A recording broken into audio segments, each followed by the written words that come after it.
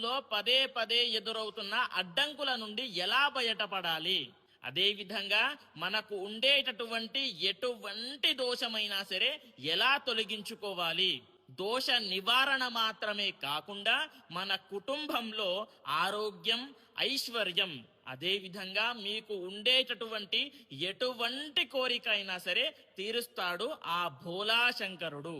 కాబట్టి మీరు చేయాల్సిన పని ఏమి లేదు, అత్యంత శక్తివంతమైనటువంటి రోజు మహాశివరాత్రి పర్వదినాన రుద్రాభిషేకం చేయించుకోండి, రుద్రాభిషేకం చేసుకోండి. ఎలా చేసుకుంటారు? ఎవరైనా సరే మీ అందుబాటులో ఉండేటటువంటి పూజారిని పిలుచుకొని చేసుకోండి. లేదు పూజారి అవైలబుల్గా లేడు అని అంటే మాత్రం బ్రహ్మ ముహూర్తంలో లేవండి. బ్రహ్మ ముహూర్తము అని అంటే అర్ధరాత్రి 3 గంటలకు లేచి తలస్నానము చేసి చిన్న శివలింగం పెట్టుకొని రుద్రాభిషేకం చేసుకోండి.